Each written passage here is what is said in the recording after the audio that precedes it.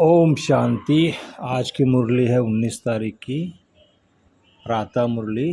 बाप दादा मधुबन।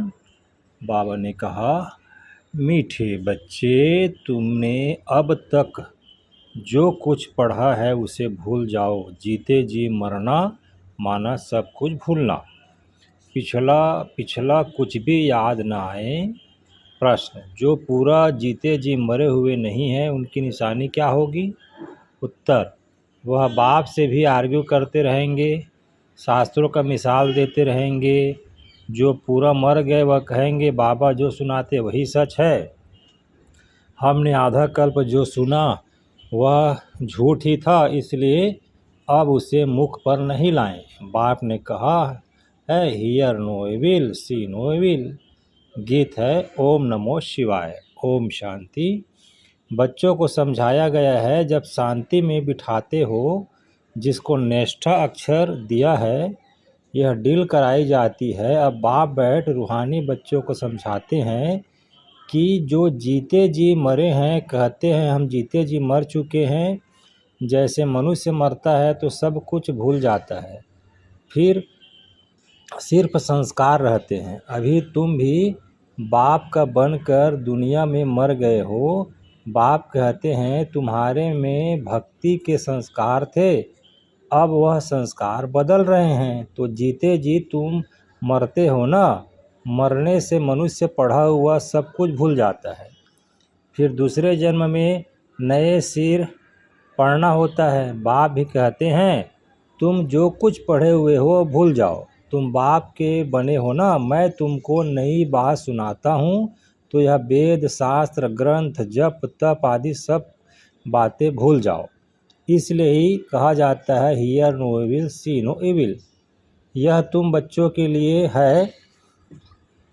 कई बहुत शास्त्र आदि पढ़े हुए हैं, पूरा मरे नहीं हैं, तो फालतू आर्ग्यू करेंगे। मर गए हैं फिर कभी आर्ग्यू नहीं करेंगे, कहेंगे बाप ने जो सुनाया है वही सच है, बाकी बातें हम मुख पर क्यों लाएं? बाप कहते हैं यह मुख में लाओ ही नहीं। हियर नो एविल, बाप ने डायरेक्शन दिया है ना, कुछ भी सुनो नहीं, बोलो अभी हम ज्ञान सागर के बच्चे बने हैं, तो भक्ति को क्यों याद करें? हम एक भगवान को ही याद करते हैं। बाप ने कहा है भक्ति मार्ग को भूल जाओ। मैं तुमको सहज बात सुनाता हूँ कि मुझ बीच को याद करो तो सारा झाड़ बुद्धि में आ जाएगा। तुम्हारी मुख्य है गीता, गीता में ही भगवान की समझानी है। अब यह है नई बातें पर हमेशा ज़्यादा ध्यान दिया जाता है भी बड़ी सिंपल बात। सबसे बड़ी बात है याद करने की। घड़ी घड़ी कहना पड़ता है मन मनाभा बाप को याद करो। यही बहुत गुह्य बातें हैं, इसमें ही विघ्न पड़ते हैं। बहुत बच्चे हैं जो सारे दिन में 2 मिनट भी याद नहीं करते। बाप का बनते भी अच्छा कर्म नहीं करते, याद नहीं करते, विकर्म करते रहते हैं, बुद्धि में बैठता ही नहीं है। तो कहेंगे यह बाप की आज्ञा का निरादर है। पढ़ नहीं सकेंगे, वह ताकत नहीं मिलती। जिस्मानी पढ़ाई से भी बल मिलता है ना। पढ़ाई है सोर्स ऑफ इनकम, शरीर निर्वाह सो भी अल्पकाल के लिए। कई पढ़ते पढ़ते मर जाते हैं, तो वह पढ़ाई थोड़ी ही साथ ले जाएंगे। दूसरा जन्म ले लिया, नए सिरे पढ़ना पड़े। यहाँ तो तुम जितना पढ़ेंगे उतना साथ ले जाएंगे, क्योंकि तुम प्रारब्ध पाते हो दूसरे जन्म में। बाकी तो वह सब है भक्ति मार्ग। क्या क्या चीज़ें हैं यह कोई नहीं जानते। रूहानी बाप तुम रूहों को बैठ ज्ञान देते हैं। इस एक ही बार बाप सुप्रीम रूह आकर रूहों को नॉलेज देते हैं, जिससे विश्व के मालिक बन जाते हो। भक्ति मार्ग में स्वर्ग थोड़ी होता है। अभी तुम धड़ी के बने हो। माया कई बार बच्चों को भी निधन का बना देती है। छोटी छोटी बातों में आपस में लड़ पड़ते हैं। बाप की याद में नहीं रहते तो निधन के हुए ना। निधन का बना तो जरूर कुछ न कुछ पाप कर्म कर देंगे। बाप कहते हैं मेरा बनकर मेरा नाम बदनाम न करो। एक दो को बड़ा प्यार से चलो, उल्टा सुल्टी बात बोलो मत। बाप को ऐसी ऐसी अहल्याएँ कुब्जाएँ भिलनिया का भी उद्धार करना पड़ता है। कहते हैं भिलनी के बैर खाए। अब ऐसे ही भिलनी के थोड़ी खा सकते हैं। भिलनी से जब ब्राह्मणी बन जाती है तो फिर क्यों नहीं खाएंगे। इसलिए ब्रह्मा भोजन की महिमा है। शिव बाबा तो खाएंगे नहीं, वह तो अभोक्ता है। बाकी यह रथ तो खाते हैं ना। तुम बच्चों को कोई से आर्गू करने की दरकार नहीं है। हमेशा अपना सेफ साइड रखना चाहिए। अक्षर ही दो बोलो। शिव बाबा कहते हैं। शिव बाबा को ही रुद्र कहा जाता है। रुद्र ज्ञान यज्ञ से बिना ज्वाला निकली तो रुद्र भगवान हुआ ना। श्री कृष्ण को तो रुद्र नहीं कहेंगे। विनाश भी कोई श्री कृष्ण नहीं कराते। बाप ही स्थापना विनाश पालना कराते हैं, खुद कुछ नहीं करते, नहीं तो दोष पड़ जाए। वह करण करावनहार है। बाप कहते हैं हम कोई कहते नहीं है कि विनाश करो। यह सारा ड्रामा में नुधा हुआ है। शंकर कुछ करता है क्या? कुछ भी नहीं। यह सिर्फ गायन है कि शंकर द्वारा विनाश, बाकी विनाश तो वह आप ही कर रहे हैं। यह अनादि बना हुआ ड्रामा है जो समझाया जाता है। रचयिता बाप को ही सब भूल गए हैं। कहते हैं गॉड फादर रचयिता है, परंतु उनको जानते ही नहीं। समझते हैं कि वह दुनिया क्रिएट करते हैं। बाप कहते हैं मैं क्रिएट नहीं करता हूँ, मैं चैलेंज करता हूँ। कलयुग को सत्युग बनाता हूँ। मैं संगम पर आता हूँ, जिसके लिए गाया हुआ है सुप्रीम आस्पिशियस युग। भगवान कल्याणकारी है, सबका कल्याण करते हैं, परंतु कैसे और क्या कल्याण करते हैं यह कुछ जानते नहीं। अंग्रेजी में कहते हैं लिबरेटर गाइड, परंतु उनका अर्थ थोड़ी समझते हैं। कहते हैं भक्ति के बाद भगवान मिलेगा, सद्गति मिलेगी। सर्व की सद्गति तो कोई मनुष्य कर न सके, नहीं तो परमात्मा को पतित पावन सर्व का सद्गति दाता क्यों गाया जाए। बाप को कोई भी जानते नहीं। निधन के हैं, बाप से विपरीत बुद्धि हैं। अब बाप क्या करे, बाप तो खुद मालिक है। उनकी शिव जयंती भी भारत में मनाते हैं। बाप कहते हैं मैं आता हूँ भक्तों को फल देने। आता भी भारत में हूँ, आने के लिए मुझे शरीर तो जरूर चाहिए ना। प्रेरणा से थोड़ी कुछ होगा। इसमें प्रवेश कर इनके मुख द्वारा तुमको ज्ञान देता हूँ। गौमुख की बात नहीं है, यह तो इस मुख की बात है। मुख तो मनुष्य का चाहिए, न कि जानवर का।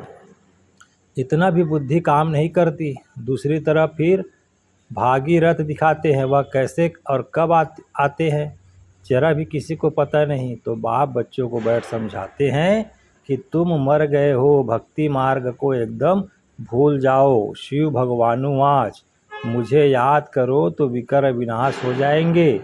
मैं ही पतित पावन हूँ, तुम पवित्र हो जाएंगे, फिर सबको ले जाऊंगा। मैसेज घर घर में दो। बाप कहते हैं मुझे याद करो तो विकर विनाश होंगे, तुम पवित्र बन जाएंगे। विनाश सामने खड़ा है। तुम बुलाते भी हो हे पतित पावन आओ, पतितों को पावन बनाओ। राम राज्य स्थापन करो, रावण राज्य से मुक्त करो। वह हर एक अपने अपने लिए कोशिश करते हैं। बाप तो कहते हैं मैं आकर सर्व की मुक्ति करता हूँ। कभी 5 विकारों रूपी रावण की जेल में पड़े हैं, सभी 5 विकारों रूपी रावण की जेल में पड़े हैं। मैं सर्व की सद्गति करता हूँ। मुझे कहा भी जाता है दुख हरता सुख करता। राम राज्य तो जरूर नई दुनिया में होगा। तुम पांडवों की अभी है प्रीत बुद्धि, कोई कोई की तो फौरन प्रीत बुद्धि बन जाती है, कोई कोई की आहिस्ते आहिस्ते प्रीत जुटती है। कोई तो कहते हैं बस हम सब कुछ बाप को सरेंडर करेंगे, सिवाय एक के दूसरा कोई रहा ही नहीं। सबका सहारा एक गॉड ही है।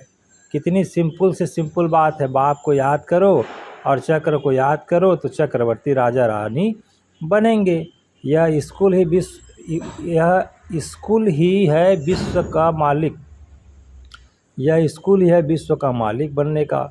तब चक्रवर्ती राजा नाम पड़ा है। चक्र को जानने से फिर चक्रवर्ती बनते हैं। यह बाप ही समझाते हैं। बाकी आगे कुछ भी नहीं करनी है। बोलो भक्ति मार्ग की सब बातें छोड़ो। बाप कहते हैं सिर्फ मुझे याद करो।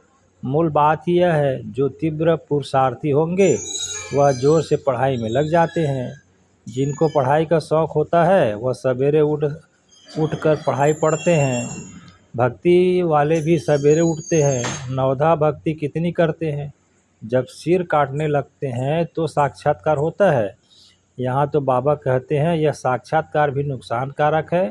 साक्षात्कार में जाने से पढ़ाई और योग दोनों बंद हो जाते हैं, टाइम वेस्ट हो जाता है। इसलिए ध्यान आदि का शौक़ तो बिल्कुल नहीं रखना है। यह बड़ी बीमारी है जिससे माया की प्रवेशता हो जाती है। जैसे लड़ाई के समय न्यूज़ सुनाते हैं तो बीच में ऐसी कुछ खराबी कर देते हैं जो कोई सुन न सके। माया भी बहुतों को विघ्न डालती है, बाप को याद करने नहीं देती है। समझा जाता है इनकी तकदीर में विघ्न है। देखा जाता है कि माया की प्रवेशता तो नहीं है, बेकायदे तो नहीं कुछ बोलते हैं तो फिर झट बाबा नीचे उतार देते हैं। बहुत मनुष्य कहते हैं हमको सिर्फ साक्षात्कार हो तो इतना सब धन माल आदि हम आपको दे देंगे। बाप कहते हैं यह तुम अपने पास ही रखो, भगवान को तुम्हारे पैसे की क्या दरकार रखी है। बाप तो जानते हैं इस पुरानी दुनिया में जो कुछ है सब भस्म हो जाएगा। बाबा क्या करेंगे, बाबा पास तो फूरी फूरी बूंद बूंद तालाब हो जाता है। बाप के डायरेक्शन पर चलो, हॉस्पिटल का यूनिवर्सिटी खोलो जहाँ कोई भी आकर विश्व का मालिक बन सके। 3 पैर पृथ्वी में बैठ तुमको मनुष्य को नर से नारायण बनाता हूँ, परंतु 3 पैर पृथ्वी के भी नहीं मिलते हैं। बाप कहते हैं मैं तुमको सभी वेदों शास्त्रों का सार बतलाता हूँ। यह शास्त्र है सब भक्ति मार्ग के। बाबा कोई निंदा नहीं करते हैं, यह तो खेल बना हुआ है। यह सिर्फ समझाने के लिए कहा जाता है, तो फिर भी खेल है ना। खेल की हम निंदा कर सकते हैं। हम कहते हैं ज्ञान सूर्य ज्ञान चंद्रमा, तो फिर वह चंद्रमा आदि में जाकर ढूंढते हैं, वहाँ कोई रजाई रखी है क्या। जापानी लोग सूर्य को मानते हैं, हम कहते हैं सूर्यवंशी, वह फिर सूर्य की पूजा करते हैं, सूर्य को पानी देते हैं। तो बाबा ने बच्चों को समझाया है कोई बात में जास्ती आर्ग्यू नहीं करनी है, बात ही एक सुनाओ। बाप कहते हैं मामेकम याद करो तो पावन बनेंगे। अभी रावण राज्य में सभी पतित हैं, परंतु अपने को पतित कोई मानते थोड़ी है।